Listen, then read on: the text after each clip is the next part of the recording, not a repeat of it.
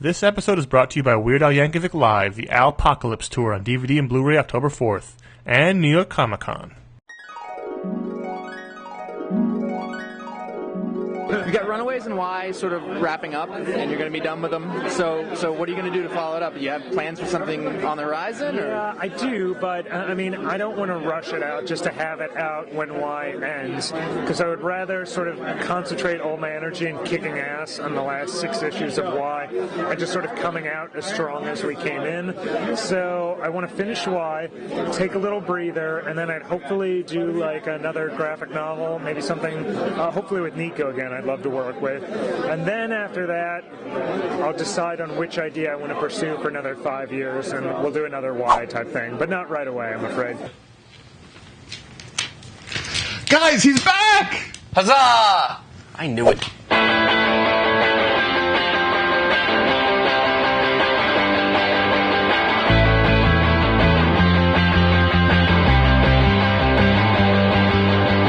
Hey, welcome to another edition of iFanboy, the comic book discussion show from the website iFanboy.com. I'm Ron Richards, and I'm here with Connor Kilpatrick and Josh Flanagan. We're here to talk about Brian K. Vaughan because he's back! So we're told. Brian, one of my favorite writers. I think you guys are fans too. Out of the last 10 years, really one of the big superstars to emerge from sort of newer comic names. And he's been around a while now, which kind of creeps me out. He's been, more than 10, way more than 10 years. And the reason that we're bringing it up, because for a while, he could do no wrong. He was just hit after hit, really great series and concepts and stuff. And then he went to go work on the television program Lost. And promised us that he wasn't leaving comics for Hollywood. Yeah. In 2006 told us, no, comics are in my blood. I'm never going to leave comics. 2007, 2008. No, well, admittedly, I mean, he was around, but in the past couple of years, he finished his long-running books and then disappeared for a while. But at the San Diego Comic Con, the news of the con, it really was the big news of the con was that Image Comics, 2012, maybe? Maybe. Brian K. Vaughan and Fiona Staples, a new ongoing sci-fi series called Saga. Right. Which is awesome. Which we don't know anything about. But it's awesome. We love it already. Yeah, it's true. I've seen one piece of art. It's great. I like Fiona Staples a She's whole really lot. good. We're going to get to that later. Yes. But so we thought it would be a good time to kind of take a look at Brian K. Vaughan's career. Where'd he come from? Well, he's got one of the more interesting origin stories. Everyone's got a different one. Yeah, and that he's one of the few people, everybody has their own way of getting into comics and no one else can replicate it. Yeah. Mm-hmm. He was a student at NYU, and Marvel had a college outreach program to NYU called the Stanhattan Project.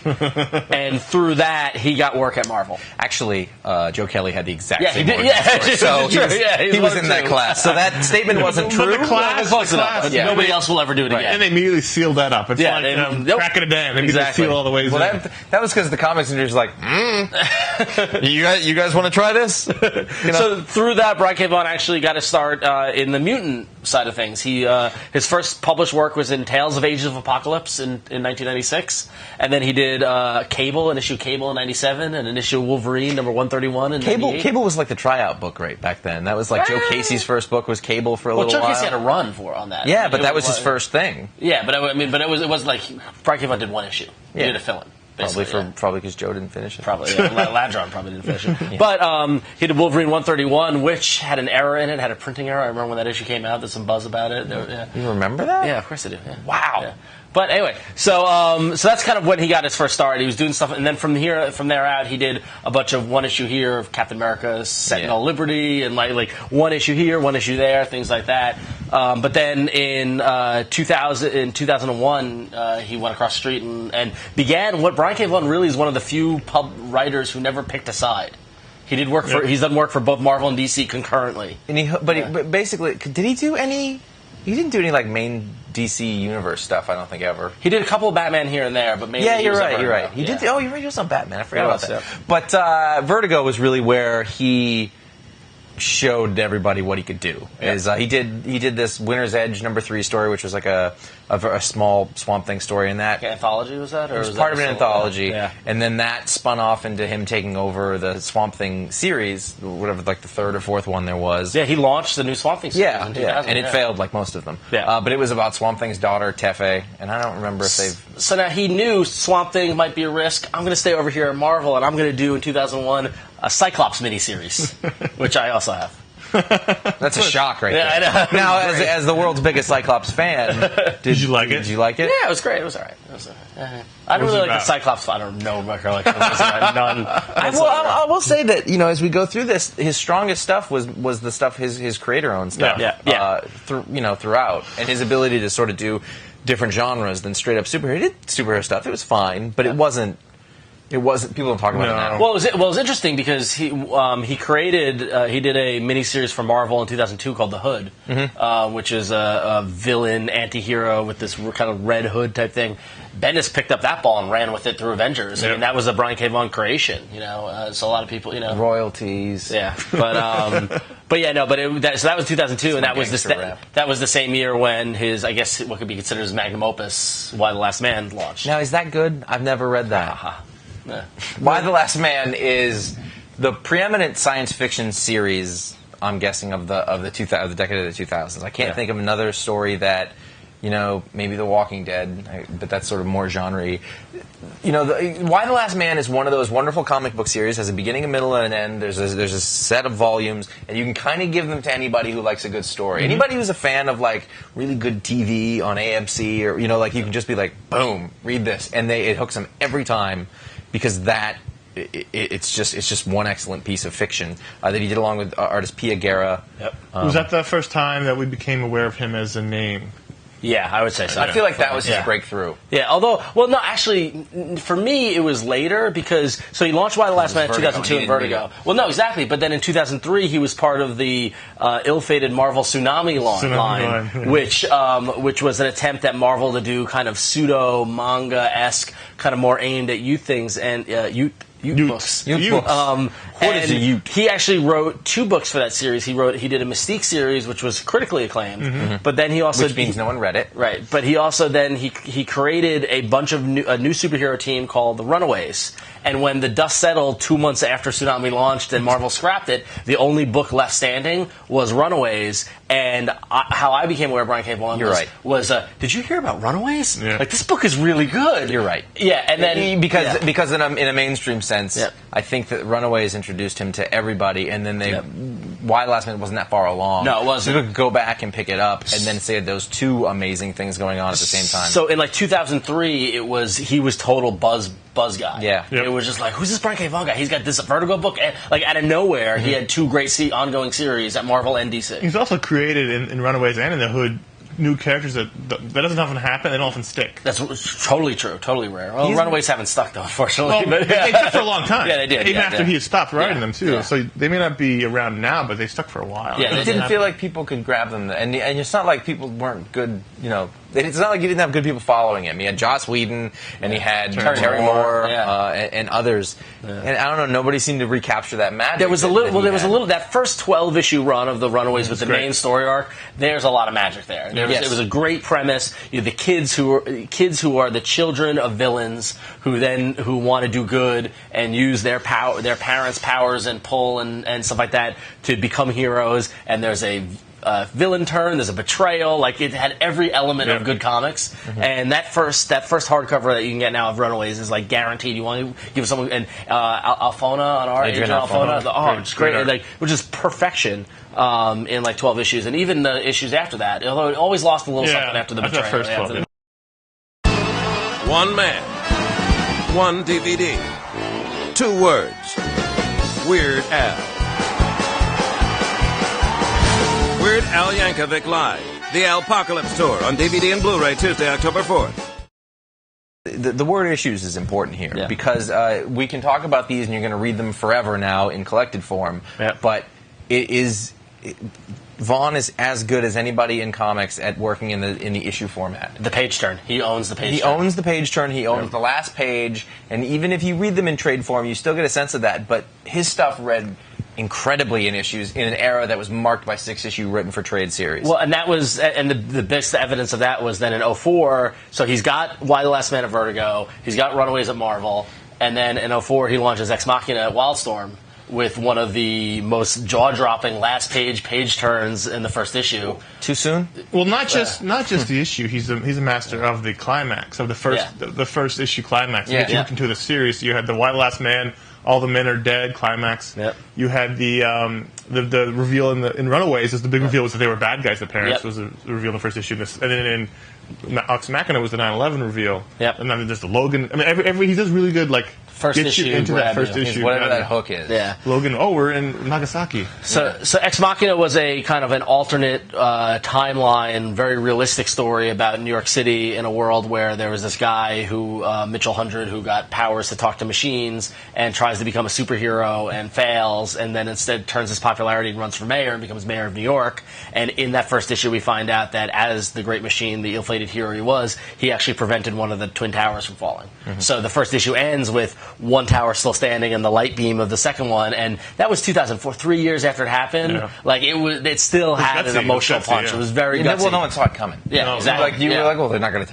Oh yeah, Yeah. And then so Ex Machina. So while Why the Last Man was playing in near future, post-apocalyptic esque science fiction, and Runaways was playing with superhero tropes, Ex Machina was playing with politics Yeah. and people relations and current events and things like that. You know. And he always made a point to say that the views of those, and it's interesting because you're reading it and you start to look at the point of views of the characters. 100 was very odd. He sort of straddled right and left, ideas, in that he was, very socially liberal, but then. He wanted to legalize marijuana, but then there were other things he did that were very conservative. And Vaughan always made a point to be like, "This isn't me. These are characters." Because he had, and then there was a conservative, the chief of police that he had, that she hated him because he was a vigilante. But then there was all this stuff going on that constantly in conflict, and there was like the first arc about the artist who had drawn the picture that said the word on it. On the Abe Lincoln. Yeah. It was very, very controversial, and it really made you think. Okay, if I was in that position, what would I believe? And and like one of the strengths of that, and Why the Last Man, all of them really, is that they stuck with the same artist all the way through. Whether he got lucky or he pushed for that or he knew that was going to help, but Tony Harris, was not the fastest guy in the world, but he defined that look. Right. Yeah, defined and no one else in the regular series, there was no fill-ins.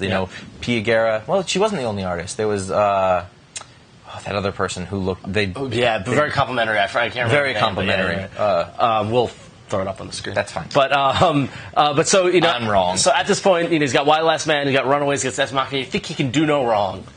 Well, he's got a string of hits. It's only inevitable that something's not going to work, and he was one of a string of big-name writers who couldn't make Ultimate X-Men work. Miller, Bendis, Kirkman, Vaughan. Yeah, he joined Ultimate X-Men in a much ballyhooed Brian K. Vaughan on Ultimate X-Men, and his run was about a year, maybe about, and he introduced Ultimate Longshot and stuff like that. It was all right. It was the same problem that all the books had. Exactly. They just redid the same old stories. But like, if you think about the names on that book that couldn't make it work, it's just it's the book was cursed. baffling.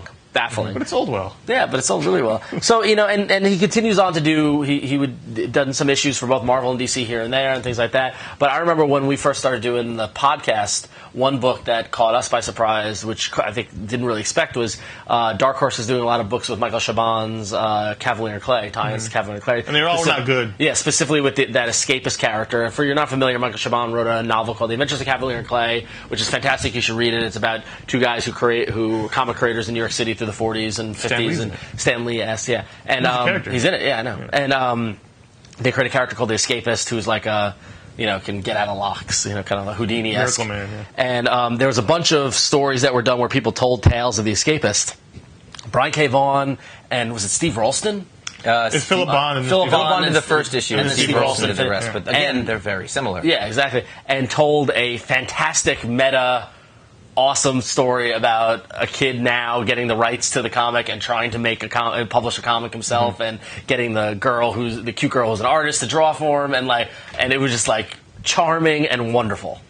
It really was, and I think that if you look back at all of these, he does have a voice, and that voice comes through a lot of the books, but they're all different kinds of stories. This was a very different kind of story than any of those other things we're talking about. There weren't fantastic elements. And also, if you think at all. at the time, you have that book out of Dark Horse, you have Wyatt out of Vertigo, you have Runaways out of Marvel. He was doing Ex Machina out of Wildstorm, which is still DC, but separate. At the all time. these different. He was basically hitting all the different buckets. Unlike anyone except Image. Unlike anybody, unlike anybody in the past 10 years, we've seen him manage relationships with multiple publishers. Yeah. Like everybody either does a little work over here. here, and then the other people over here hire him, or he does a little work here and stays there, or whatever. But he's worked for everyone except for Image until recently. So because he makes them money. Yeah, sure. Yeah, I mean, you know, those Why the Last Man books and the Runaway books alone, not even counting Ex Machina, but I'm sure that like they're today, trade sales, they're moving.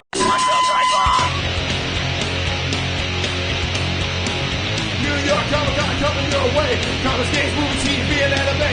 Chapter NYC, that's where you wanna be. New York Comic Con, coming at the park. New York Comic Con, there is only one. New York Comic Con, coming at the park. New York Comic Con, there is only one. New York Comic Con. Yeah! October 13th through 16th. Visit NewYorkComicCon.com for tickets. Thank you!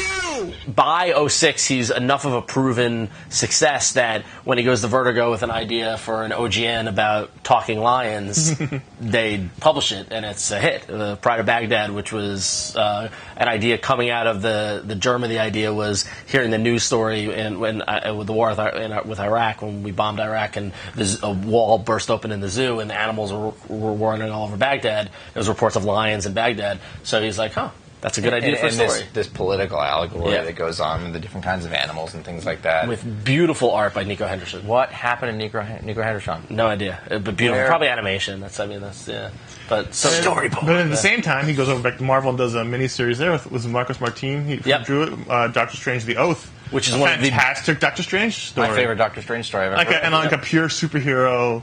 Yep. You know, made me fall in love with the Night Nurse. And again, all different kinds of stories. Yep.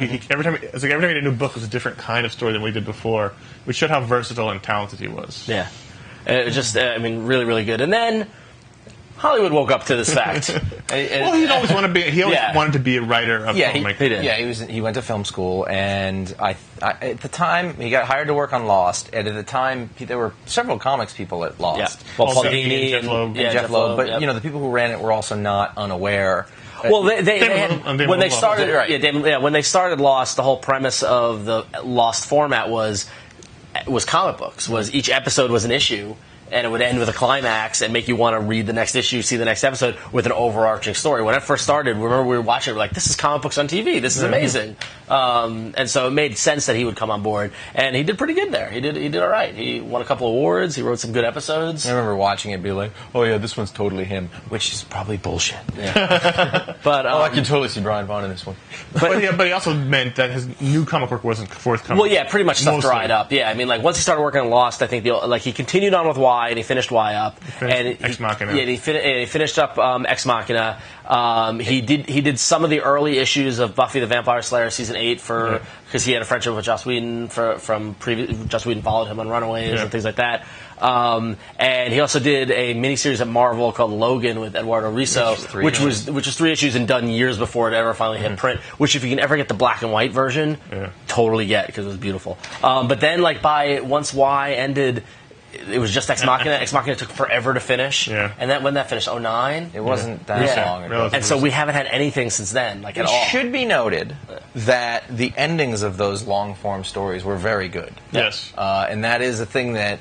It's often difficult. He stuck the landing. He stuck the landing, and on several times. Y is 60 issues. Yeah, 60. Ex Machina is 50. Y is 10 trades. Ex Machina is around that too. Yeah. And they're wonderful beginning, middle, and end stories, and that's actually almost as commendable as the beginning. It's a lot of people can hook you, but followed through. Remember how we used to lament that he didn't make comics anymore? How much we love. Cause he has a very distinct voice, as Josh said, and his comics are very good. Even when they don't work, they still don't work. They're still pretty good. Yeah. And we used to sit in the show and go like, oh man, remember when Brian K. Vaughan wrote comics? So good. How excited we got for them. So you can imagine. I'm standing on the floor at the con, and I get a text message. Brian K. Vaughan's back at Image. And we're like, what? Really? And we literally ran to the panel, and at the Image Creator-Owned Comics panel, along with Robert Kirkman and Frank Cho and Jonathan Ross. John Hickman, too. And Jonathan Hickman. And the panel was supposed to be the merits of Creator-Owned Comics and that sort of thing. And there's Brian K. Vaughan and Fiona Staples announcing Saga, which is going to be an ongoing science fiction series. Fiona Staples... looks ongoing in the same way that his books like Y, Ex Machina, not ongoing with Superman's ongoing. Right. And that's going to go forever. It's not a miniseries. We're not doing 4 issues now. This is it's the same thing. He's got a long form story, and he's got an ending in mind. You would have to assume that with the title Saga, it'll be on the longer side of things. I would hope. I think the way that he explained it was that there's an ending. He doesn't know exactly how long the whole thing's going to be. Yep. There's diversions, and he said like about why the Last Man. There's other stories in there that he didn't have time to get to. Yeah. You know, things that he'd thought of. But by the way, you ever want to do those? You know, tales of the Y. I'm just saying. But yeah. So very excited to see what him and Fiona Staples come up with when that comes out next year. I'm sure we're going to jump on. So, or is that something you'd buy in issues? That's a good question. Thank you. Probably not. Yeah. Yeah. Absolutely. Like I said, I think he's the master of the issue. Yeah. And out of very few guys out there who get me excited to buy something monthly, you know, he's one of them, and Terry Moore, and you think he still got it? I have no doubt. Okay. I have no doubt, because he, like you said, even the stuff that he did that wasn't great, there's still like a germ of something good in it. Yeah. And also, like, dude's coming back. Like, he's going to be itching to impress people. He's going to want to do. I don't get the sense that he's he's ever phoned anything in. Never. Yeah. So, absolutely. And also, you know, he's been working in Hollywood for a while. Yeah, he's got a bunch of scripts that we've never seen the light of day. He's also not stopping. He's still he's still working in Hollywood. Yeah, primarily. but you know, this is another way that you can forward your career that way too. So I guess it's good to get back in the zeitgeist. That black and white picture won't last forever. Sci-fi fantasy comic series is also ripe for film. Yeah, exactly. Yeah. Ooh. Wait a minute, they think like that? I don't know. Wow. So, if you have a favorite Brian K. Vaughan work, go to iFanboy.com. For this episode, there's going to be a whole post up there. Tell everybody what your favorite Brian K. Vaughan thing is, what your favorite Brian K. Vaughan memory is, the first time you found out about him, what you think of Runaways. You can also go way back in the archives to our second episode where we interviewed Brian K. Vaughan right before he left for Hollywood. Yep. We didn't know, but he did. Yeah. Well, we knew after, which is why you'll see the lost bits in it. But check that out. You email us at contact@ifanboy.com and call our voicemail line 888-FANBOYS-326-2697. Brian K. Vaughan is not on Twitter. But we are. That we know of. Twitter.com/ifanboy. Used to run a really pretty big message board. He did, yeah. Back in the day. I remember when he shut that down. Yeah. Anyway. And Facebook.com/ifanboy is also another place where we are. And you can follow along what we're doing every day that way. He's a super nice guy. We talked to San Diego this year. He totally was like, let's do it. Let's talk. So, yeah, it's cool. So, good guy. Yay, Brian K. Vaughan. Welcome back. Like an old 80s sitcom. Welcome back. We've done this show before. Much pride. That's what he wrote on all of them. Nico or Pride. Vaughan. That's the only way I can spell it right is in my head I go Vaughan. Stevie Ray Vaughan. You saw that? No. Much pride. And bad handwriting. Like I can say anything about that.